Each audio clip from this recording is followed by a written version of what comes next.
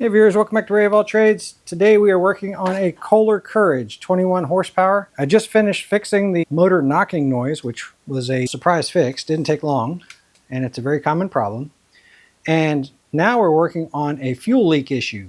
If I don't have the hose shutoff connected, I start leaking fuel right out of the carburetor. So basically the needle and seat aren't sealing up. So let's get this carburetor off of this thing. First thing I'm going to do, I don't know if y'all can see it leaking right now. I just finished starting it. Let's pinch that fuel line off so that it stops leaking all over me. It is a hot one today outside. It's funny how YouTube works. You might be watching this video in the middle of the winter, but right now in Virginia, today's high was 99 degrees. And with all the humidity and stuff for Virginia, that's pretty doggone hot. So I have a lot of gasoline saturating the air filter. Here is all of the fuel that's coming out of the carburetor right now. Let's pull out the vent line. A couple of 10mm nuts.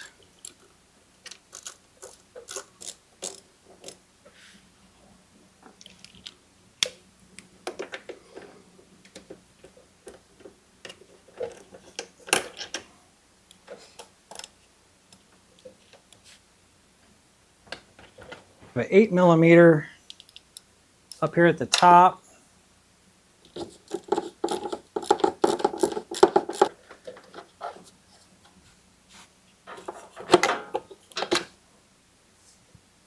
Okay, so fuel shutoff solenoid. If this doesn't get 12 volts to it, it will not open the valve. Fuel will not be allowed to go to it.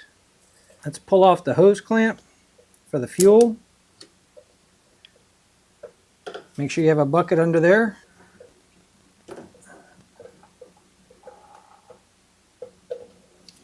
This right here is going to be my choke, the choke lever. This right here is going to be my throttle lever, or my governor lever.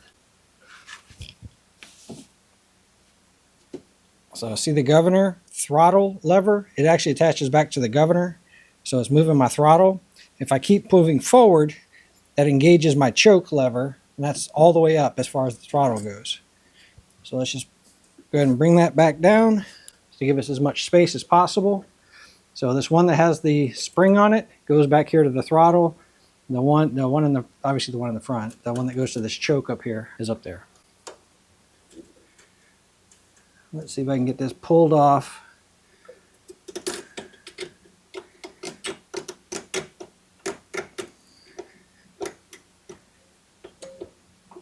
So to get these two off of here, all we should have to do is, there's a spring here. You can't really see for all the dirt. Rotate that spring. Give yourself a little bit of slack. Rotate that spring and pull it out. And then the carburetor should just rotate down, if you have enough slack on your wires, to pull these two rods out. They just have an L bend or a Z bend on the bottom of them.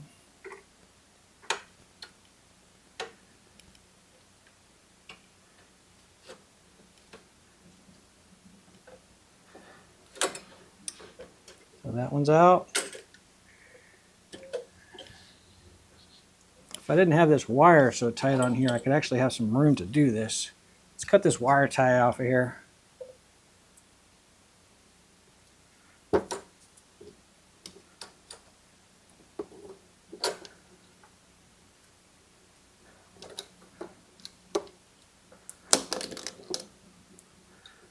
It gave me a little bit of slack. The ground wire is actually attached right here, and we are going to take that off of there as well. But anyway, this comes off here as well. Go ahead and let all the gasoline run out of that thing.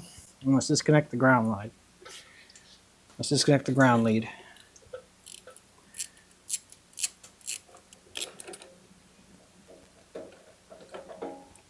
So that bolt that I just took out had a star washer on it to help with the ground. Positive voltage comes in here on this red wire, attaches to ground. That's negative. That's what energizes this solenoid, opens it up, and it's the backfire preventer or fuel shutoff. This thing is really dirty. Y'all give me just a couple minutes. I'm gonna go brush this thing off real quick. All right, so I brushed off quite a bit, realized that it's a Walbro carburetor.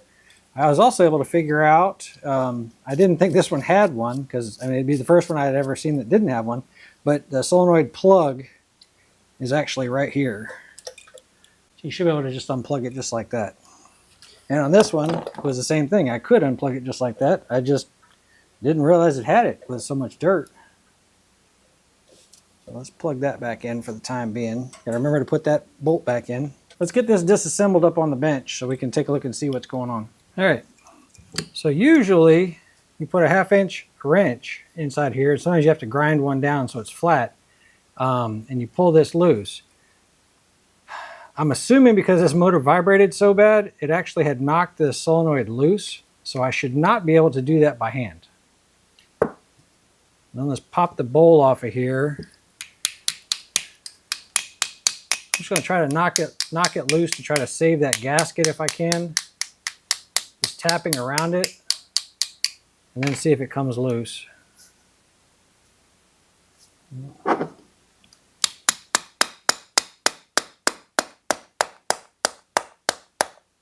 So maybe the pitch changed a little bit. There we go. Okay. Yeah, there's dirt inside there.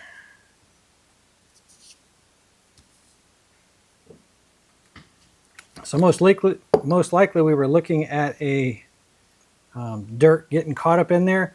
I have a feeling majority of my gasoline though was coming right out of this gasket right here because this wasn't tightened up. So, but you and I both saw that there was gas up near the air filter, which would be above this. So, and that's the other thing that I've seen. I'm really hoping you guys get a chance to see this. So that needle, the tip of that needle, if you notice, it's off, right? I hope you guys can see that. There's a rubber tip on the end of that needle that is literally out of its space, right? It's been pulled out. Usually it's because, or usually it's not fixable. I've never been able to put one back in and have it stay, you know, and be reliable. So that needle, and I hope y'all can see that. I've seen this several times and it's very rare, but it happens. But that rubber needle, let's see if this helps. You don't see that any better?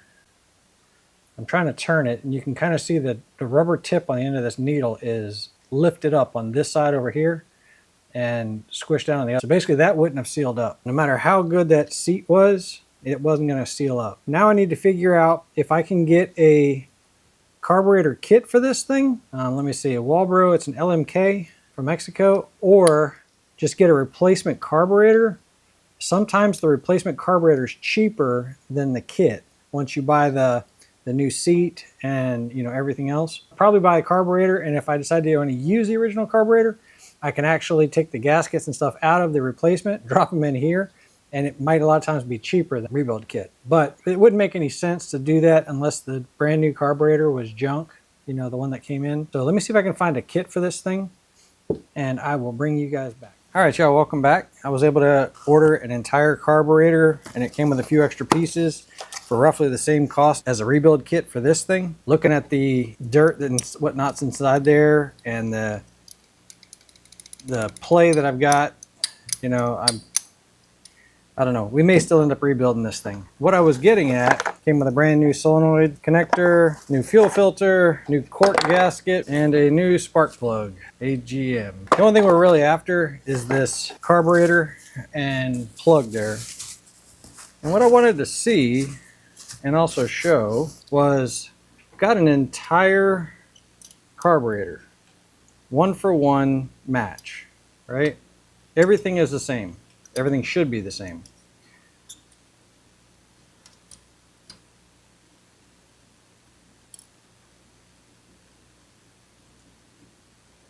Yep, looks like an exact match. So I can buy a rebuild kit for this thing, and I can run it through the parts washer, the ultrasonic cleaner, clean it all out, look for any kind of extra play. This one's got basically no play. This one's got a lot of play. You know, look at replacing the bushings, look at replacing all kinds of stuff. But the thing is, why? I can disassemble this and take the parts that I want off and put them on here, and there's a really good chance that they're going to fit without any kind of problem at all. Or I can just put this inside my parts box in case I ever run into a solenoid that's gone bad or something like that. I don't know. It's really your call. But we're just going to throw a carburetor on this thing and be done with that part of the process. So let's see, 2 gaskets and a new zip tie to fasten these wires up. All right, I took the liberty of cleaning up this manifold block. This gasket back here, however, I don't have one of those. We can make one, but I don't know that I necessarily need to. What we're trying to capture is this bolt and this ground lug.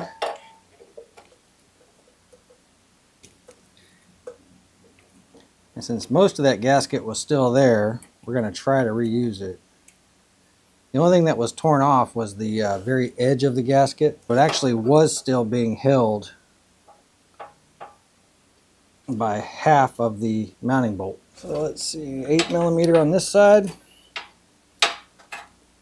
8mm, 5/16, something like that.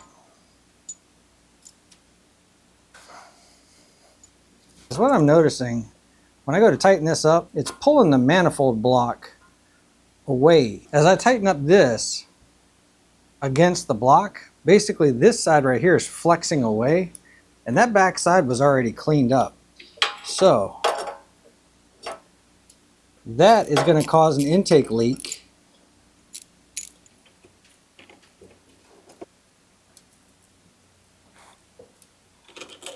Because I don't like the way that when I tighten this up, it's canting it out some. And the only thing I can figure is because part of that gasket's missing. So tell you what, let's go ahead and just make a gasket for this thing to make sure that it sits as flat as possible. We may end up having to use some silicone for this. I have gasket material. If you're in a bind, you can sometimes use an old shoebox and cut a gasket out of that old shoebox. It's not a great way to do it. Use the right gasket if you can possibly help it. But that's for an emergency situation. You can make an old gasket out of an old shoebox. But let's go ahead and cut a brand new gasket for this thing. I used this Shopcraft Specialty Tools high temp gasket material, 1/32 inch thick. It's for carburetor mounting gaskets, water pumps, radiator outlets, oil pan. I've used the heck out of this stuff. I'll try to link it in the description. I just cut off a piece off of here. We're going to make a gasket similar to this. I can trace out this gasket, or realistically I can also just trace out this entire thing. It doesn't really matter. The part that does matter is going to be these 2 mounting holes right here.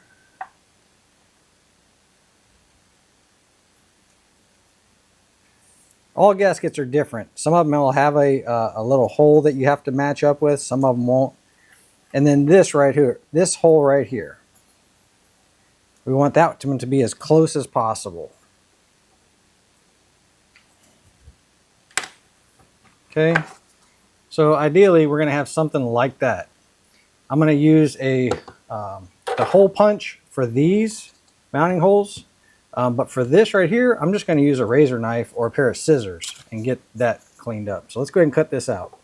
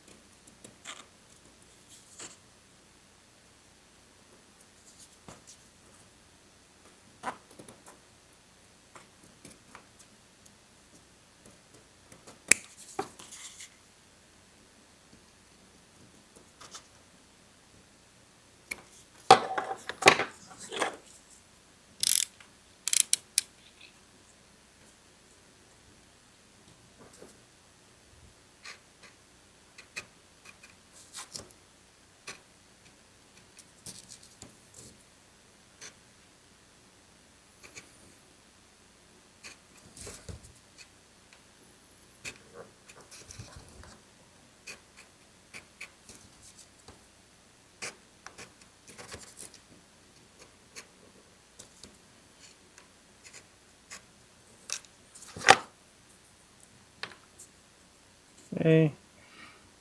And I really wanted to be on the outside of that line, so I'm just going to use my scissors and just go ahead and clean that up some.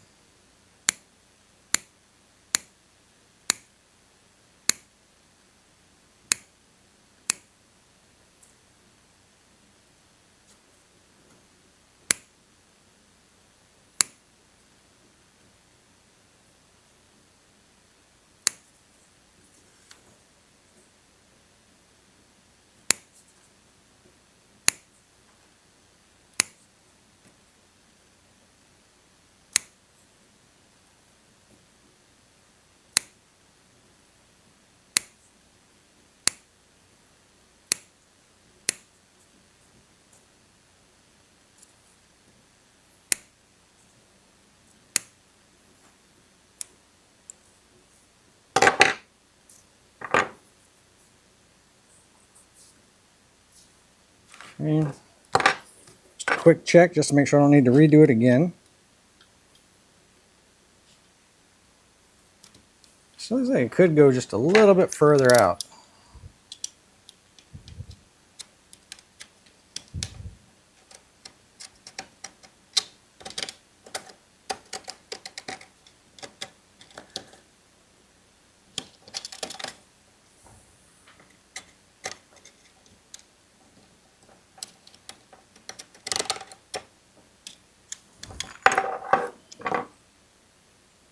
Trying to be very cautious not to let that knife slip. So spend your time making sure that the mounting holes and the opening are exactly like you want. And we're going to use a punch, a hole punch, that has that diameter. I think it needs to be just a little bit bigger than that. So, yeah, that'll work. Give me a little bit of extra room to play with, and just in case I'm slightly off center, a soft sacrificial block underneath.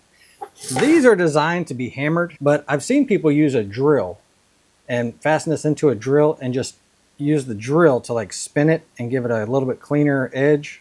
But I don't know, I've just always done it this way.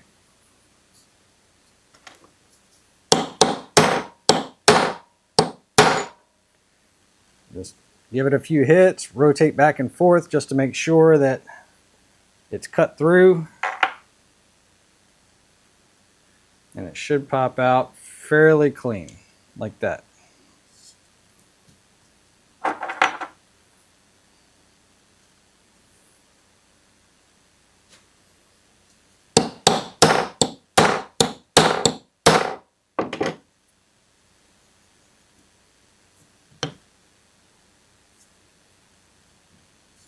Make sure we have what we need.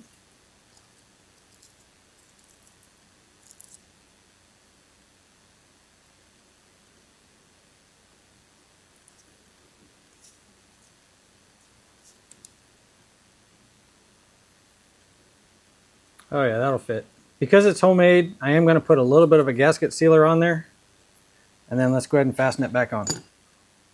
It's right around this area.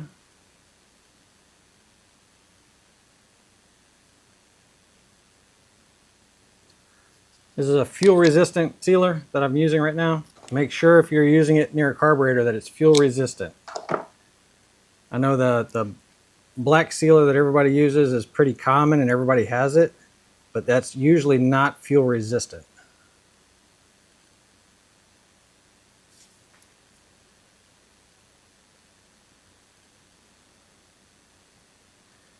And then we're going to glue one side because we're expecting that the metal surface didn't change as far as its sealing capability. And then if we glue both sides, when you go to take it apart, it's going to be a lot harder to get it off of there. So we're going to try this.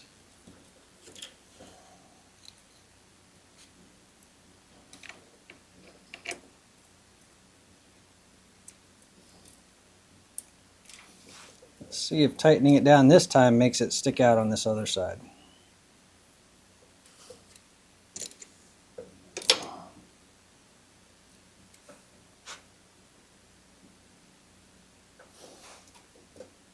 Nope, didn't make it stick out. I think we have a winner.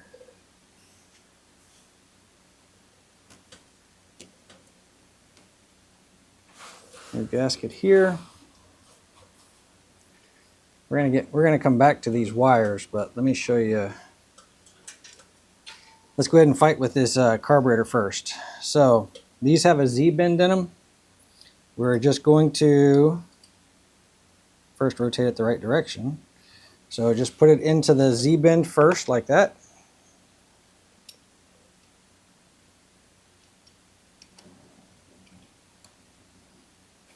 I might have to take off this little sleeve here because it's not really made for that sleeve.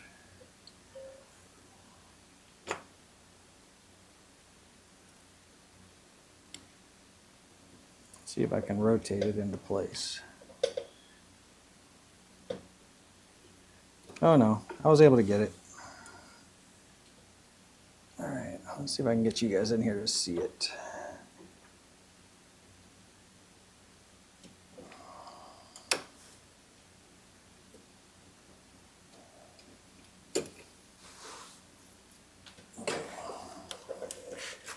If you guys can see that there's a little plastic bushing here that has two sides to it, and I'm just basically shoving that Z-bend through the two sides. That'll take some of the play out.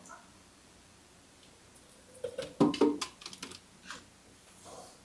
then we need to take this spring and fasten it onto the little hole that's right here beside that same opening that y'all just saw.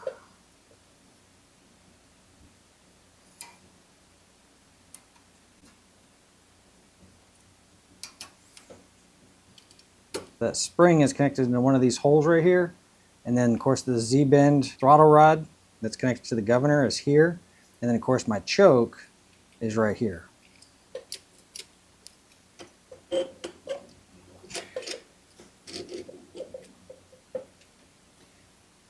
next gasket goes right there.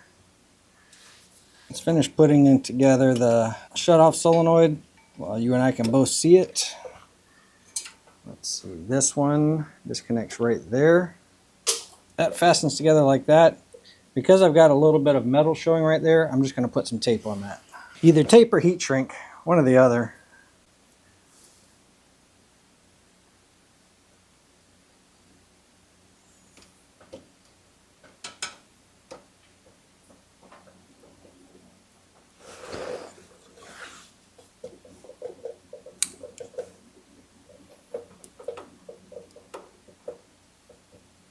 And yes, I'm strong enough to tear electrical tape. I just wanted a nice clean edge because sometimes when you pull on it, sometimes it'll make a really nice edge that'll never come off. And then sometimes it'll actually make a weak spot that starts to peel.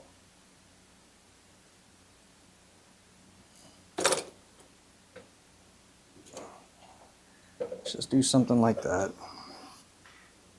They had it wrapped around the carburetor before and coming around. I don't know that that's necessary because I mean honestly none of this is going to get in the way of these wires. And before I put this back together, I want to change because look how old this fuel line looks, right? There's a pretty good chance that it's deteriorating on the inside. Let's catch it, and we can possibly change the entire fuel line if we had to, but at a minimum let's catch it after the fuel filter. So we're going to pinch off that fuel line. I'm going to put my bucket down here. I need these fuel clamps because it didn't come with new ones.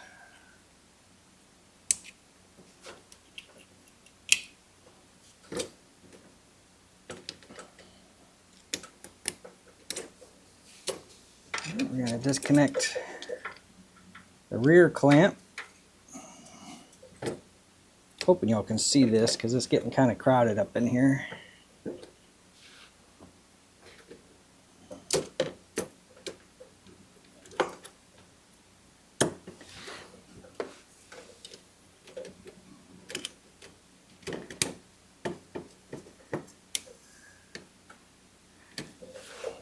Okay, I'm just going to hold that fuel line and twist this filter.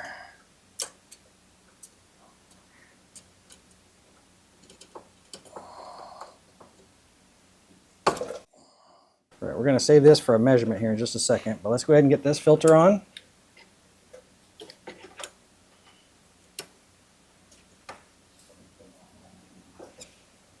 And get my clamp on here. I ordered a tune-up kit for this thing. They just sent me a notification that says, oh, hey, sorry, but we're running a week late on this, on getting it to you. So I'm using the filter that came with the carburetor versus the one that comes with the Kohler brand kit.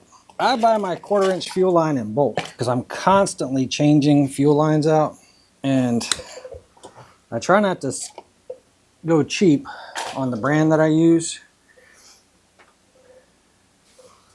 So I will always look and see what kind of reviews they have, things like that, and whenever possible buy a name brand.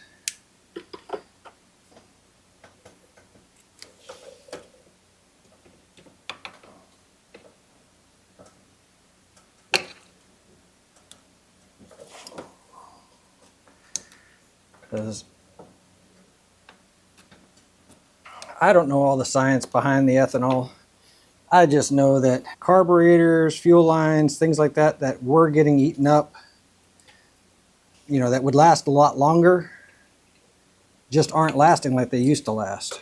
If I can find a reputable company that has tested it against ethanol and changes, things like that, I'm going to try to use that first. Brand new fuel line after the filter. We're going to go ahead and release this clamp because I want to see if this carburetor starts leaking like the other one did. So the other one, you guys saw the needle was bent on the very top end. Basically, it would have never sealed up. So it would have just kept running. But on that same note, this shutoff solenoid was also loose, so it was probably leaking there and leaking out of here. I don't see any gas pouring out of this thing like I saw before. I think we're good there.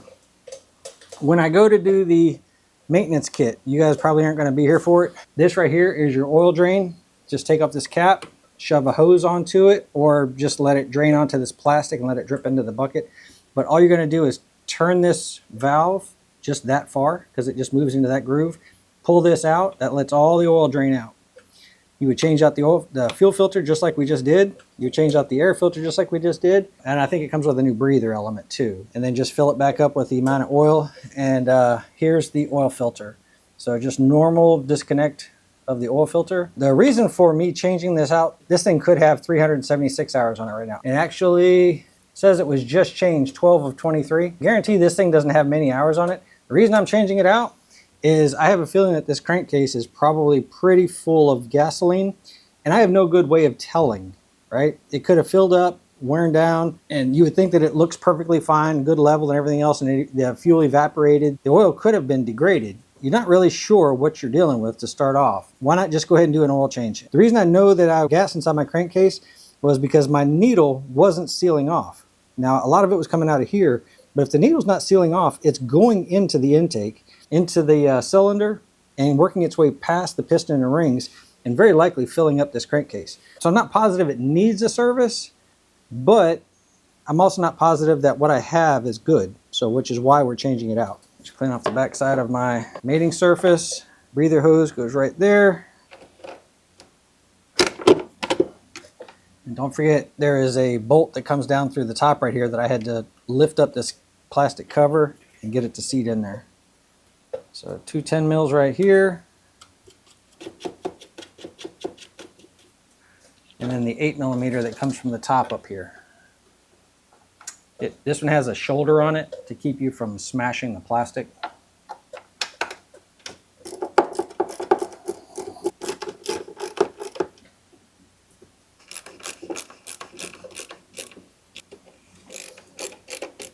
Snug those down, smash those gaskets pretty good.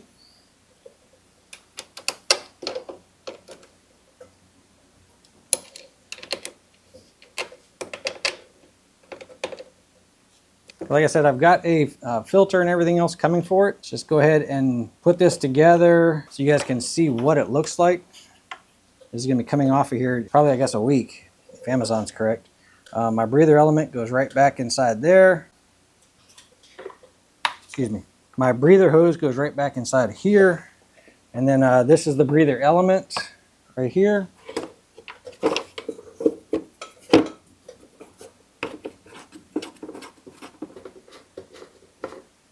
Tell you what, just for giggles,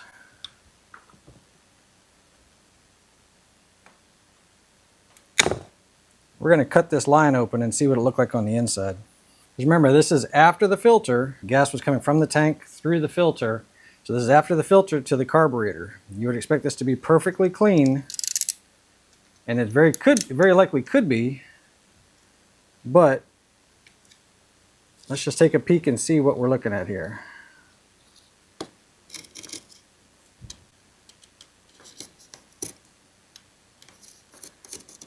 So this doesn't actually look bad on the inside, but the only way for me to know, because when I'm looking at it from this side, it looked like it was bad on the inside right there. I mean, you see the, maybe you do, where the barbs and everything else went through, and it kind of messed up that edge. I just had one recently that the inside of the fuel line, when I bent it back, was just flaking off on the inside. And it was a good fuel line. I mean, it was it felt like a good fuel line, but I couldn't figure out why it kept flooding. So I think we weren't dealing with a fuel line issue this time, which makes me feel better about the back side of the line, unless only one of them's been changed. So I think our biggest problem was what we found when we took apart that carburetor. Let's fire it up, make sure that it runs like it's supposed to. Let's see, that's choke. I saw the lever move on the carburetor.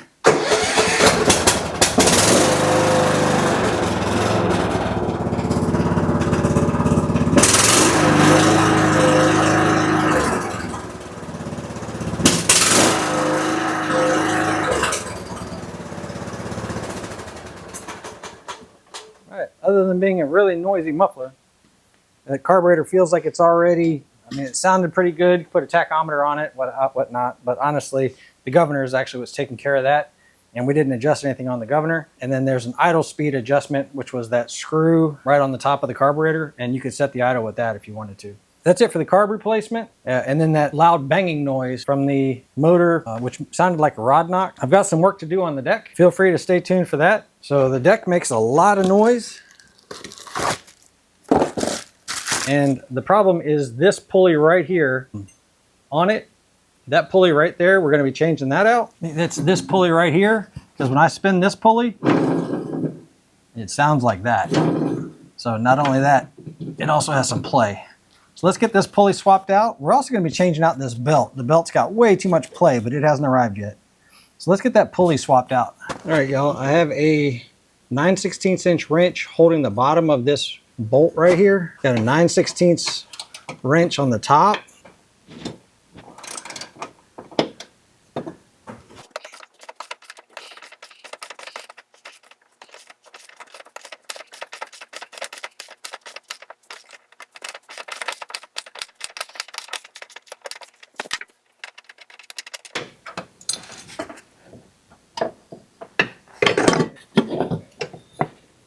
So what I had on the bottom was a washer and a nut. What I had on the top of this was a metal plate that drops into a groove right here that keeps the belt from slipping off. So, all right, let's get a vacuum, clean all this out, and let's take a look at this pulley. All right, so here's my old pulley. Here's my new pulley. Match them up, make sure that they are identical. They both have the same height of standoff here on the bottom. And then take this one, and it feels horrible and sounds horrible. It's like grabbing. And then grab that one and see as smooth as can be. So let's vacuum this out, put the new pulley on there, and that'll quiet down quite a bit. Just for the record, a leaf blower would do this much easier. I just happen to be working inside my shop right now, and I don't want to fire up a gas-powered leaf blower.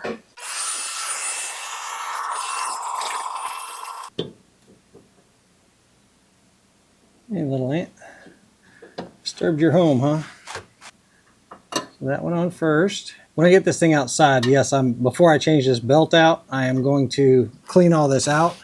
And realistically, you want to change the belt before you start tightening up all these pulleys and stuff. So, but because I'm still waiting on the belt, let's just pretend I changed it for now so I can show you guys how to do this. A washer and a nut goes on the bottom of this.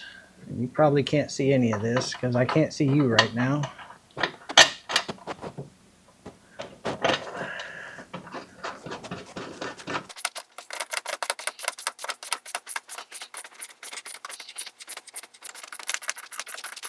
Snug it on down. If you get your washers out of order, this plate will not spin. One of those washers is designed to go on the inside of the bearing, and the other one's designed to hold the plate really steady. So just snug that on up. Let's give it a try.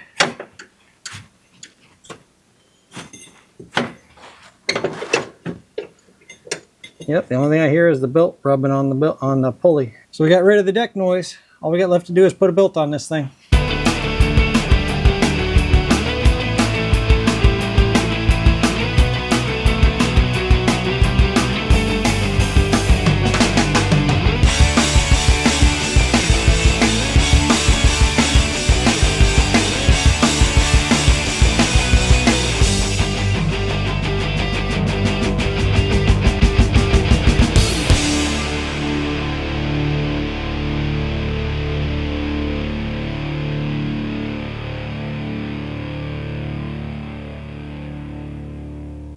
Alright y'all, I got the belt in, also the tune-up kit. Let's first cover what the belt routing looks like. The belt comes around the back side of this pulley, around the back side of that pulley, up around this pulley here, around the back side of this pulley, around the outside of that pulley, and come straight across to here.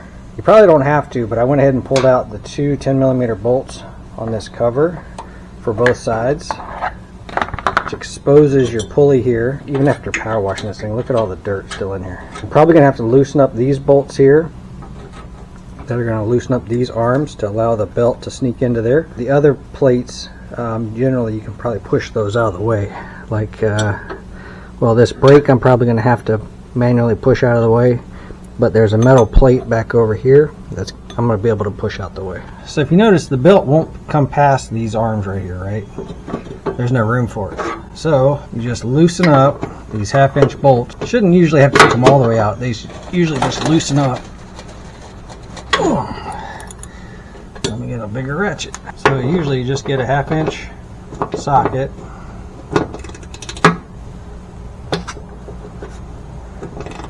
And we're just going to loosen these things.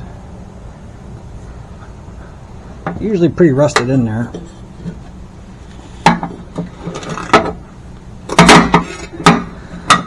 Or sometimes they break like that.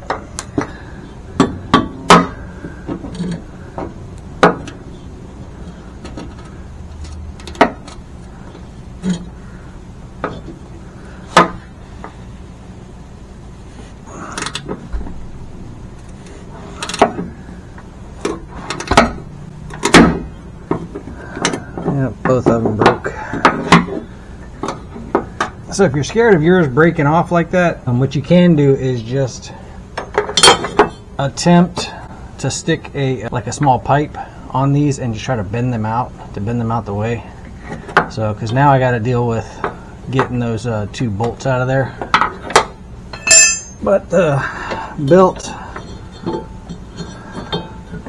literally comes off this way. I'm just going to push that one tab that we replaced when we changed out this pulley, just push it out the way. I'm going to go to the other side and do the exact same thing. So this one has the same two tabs on it. I'm just going to push those out the way. I'm going to attempt to just bend these two arms that I was just talking about. We're just going to try to bend those out the way. Obviously I don't want to deal with a whole bunch of broken bolts. Grabbed a 3" 3/8 extension, and I just set it on top of there and use it as my handle and just bent it out far enough to get the belt pulled out. And then up here in the front there's just these two hooks that the belt goes over the top of those two hooks. Let's just pull those out. and our belt is completely free. That's the part numbers that I'm working with. There's an OEM for the primary mower belt. Wow, the birds are loud. OEM 405143, also 532405143. And when I went to the Sten's website, it basically says that the 584453101 corresponds to 265106, 9011080A. That's a whole lot of numbers to basically say that this is supposed to be the belt that supersedes the other belts. And what I'm trying to show you right here is that the Sten's 265106 has an OEM replacement for all of those, including the AYP 405143. So that's basically the cross-reference to this, and Sten's is a pretty good brand as far as from what I've seen. They're not a sponsor, but the belts seem to hold up pretty well. Let's see how it compares to the old belt. The old belt appears to be a little bit thinner, probably just from being worn out. Both of them appear to be made out of a Kevlar material, and let's see how they compare for length, because that's basically my biggest problem, was that the old belt was just way too sloppy. Let's find a good anchor spot. Make sure that these two belts compare up.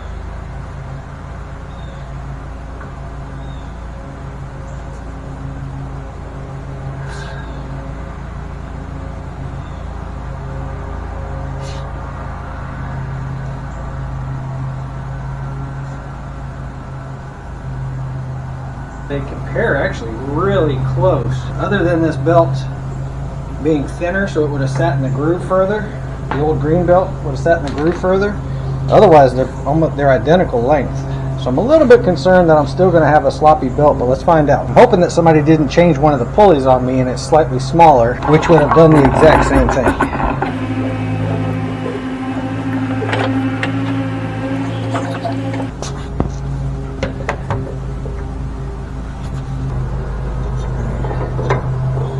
So I'm coming straight across the back side of those two pulleys. I'm going to come around this pulley and up over this idler pulley, and then tuck it behind that metal band that we were talking about previously. Out this side, it goes straight across to the back side of that pulley. This pulley wraps around, it goes around the back side of that idler pulley. The exact same thing occurs on the opposite side of the mower. And then up here at the front, we need to hang it over the top of those two hooks, that one there, and then the one on the other side, and then come around this front pulley. And then what we want to check when we engage these blades, did the belt get snug? That's still pretty doggone loose. Tell you what, let's find out why the PTO is not engaging all the way. So this right here would be my PTO. It's moving a pulley. See that cable down there? Watch how it flexes when I move this. So it's moving a pulley down there, and I think that the pulley's just not moving all the way. We're going to be taking this deck off so that we can get a much better idea of how this thing operates. So that's how you normally change out the belt. Like I said, what I'm dealing with is when this is moving, when this cable back here is moving and pulling this, that pulley is not pulling that arm to full extension, or somebody's changed out a pulley on me and I need to figure out which one it is. Let's lay this down, take off that arm, let's take off this arm, take out this one,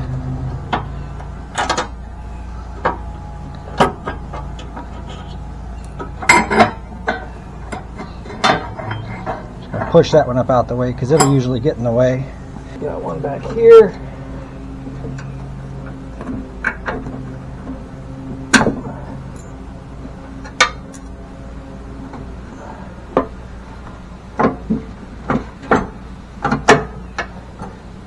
And then I have one up here.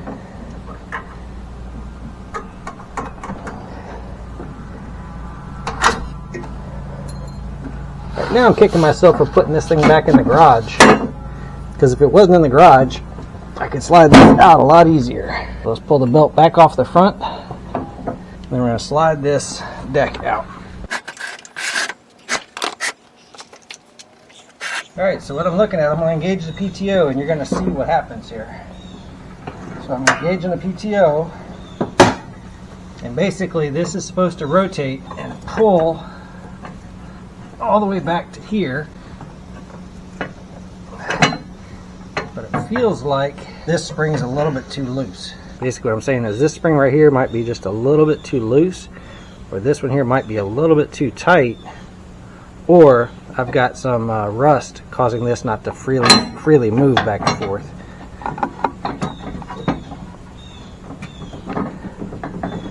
I don't know, it appears to move pretty easily. I do have an adjuster back here. Now if I loosen this up, it's probably going to break. I do have an adjuster back here though that I can slide this arm further back. And I think we're going to have to, but I think that means that I'm going to be dealing with breaking that bolt off, drilling it out, and putting another nut and bolt on there. So let me get this thing completely out of here. I should be able to just squeeze these two tabs, top and bottom.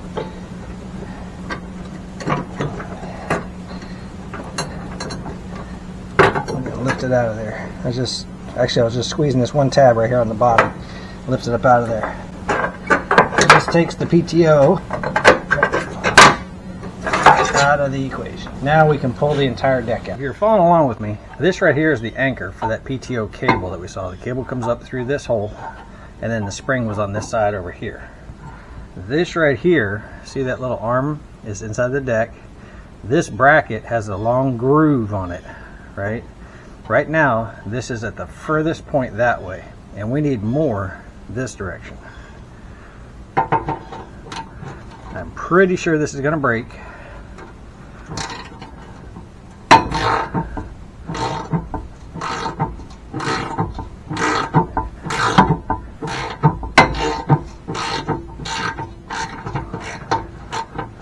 Oh, it surprised me.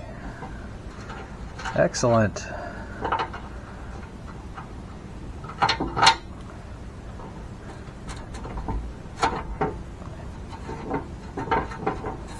But since I'm dealing with a tension, basically a bolt going through a threaded spot in the deck, we're going to replace that with a nut and a bolt and get this thing to fasten up and have adjustment to it.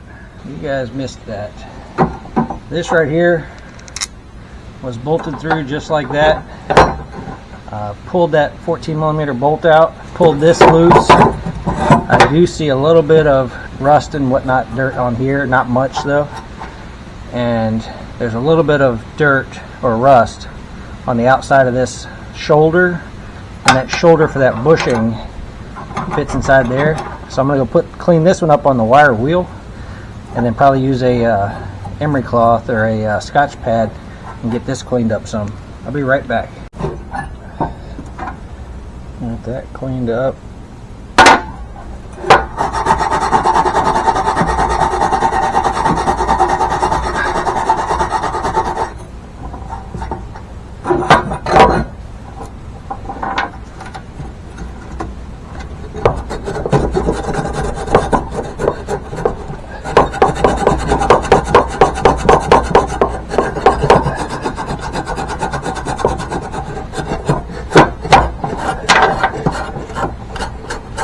Now if I had to guess, I would say they probably don't want grease in here, because grease is going to attract dirt.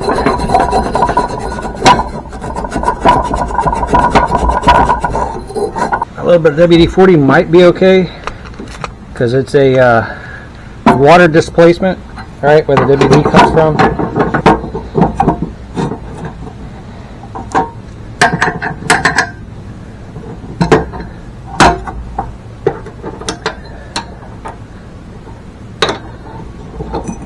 About to spray a little bit more, but I got enough on there.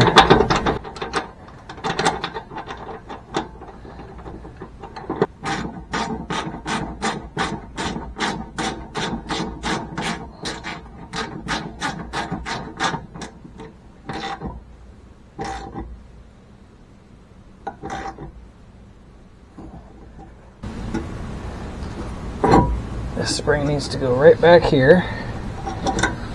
Just like that. That applies the brake to that pulley. Once you disconnect your oh shoot, Did y'all see how I messed up just now? All right. I was so busy worried about the corrosion, I forgot to put the connecting arms to the other brake.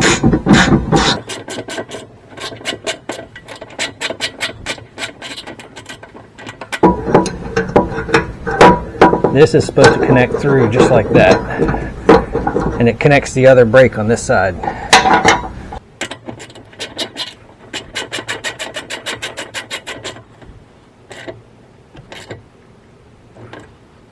Y'all know what I mean by when I say brakes, right? So these two, this pad right here, and then there's one on this side over here. When this engages the brake, like when you pull that, it pulls that brake away. You see that? When you release the PTO, this spring right here pulls this back, which pushes that to the other side. It's more to when you engage the PTO, it releases both brakes.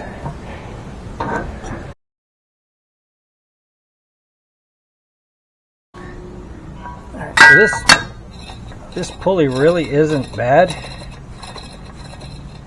Rather than spending 2 hours trying to get all those bolts out of there, out of the aluminum cast housing and the steel bolt, I might just look at what it costs, what a new spindle costs. So let me go see what kind of parts I can get, and I'll be back with you guys.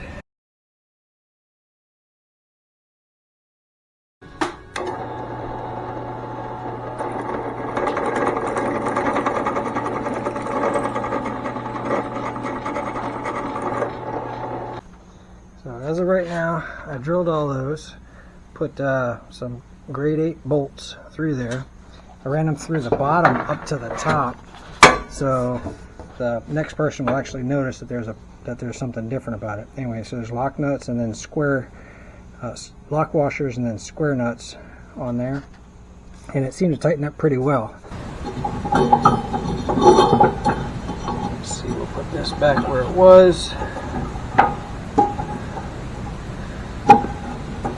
Around those two, because this seems to have enough play to do the job, as long as that PTO can fully engage.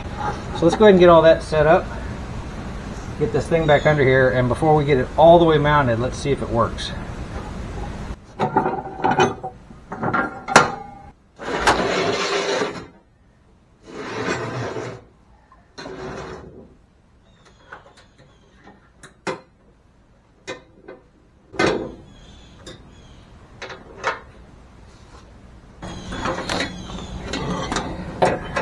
Go ahead and get this spring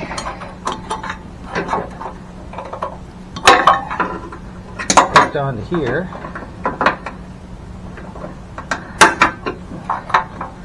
And we're going to pull tension and snap this right back into place. Let's engage the PTO and see what it looks like now. Oh yeah. A lot of tension on this spring now, and this thing really pulled back. That might have been enough adjustment to get this thing to move like it's supposed to.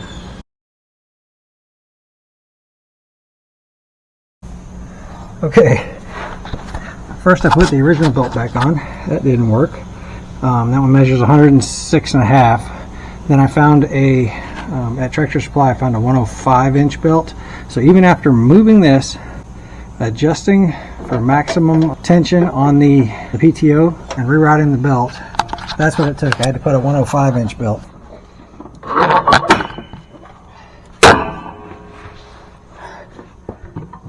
And now we finally have tension on all the belts to where if I move the belt, it'll spin both blades. So if I release the PTO, it releases, and I've got enough slack. Wow, talk about an ordeal. I did mount the bar back on the keeper bar. I was only able to put one side on. The other side, the metal was broken, and I didn't want to use that as part of my base. So I literally just put one bolt in there, and that shape that it's sitting in will actually keep it in that position. Let's give this thing a try.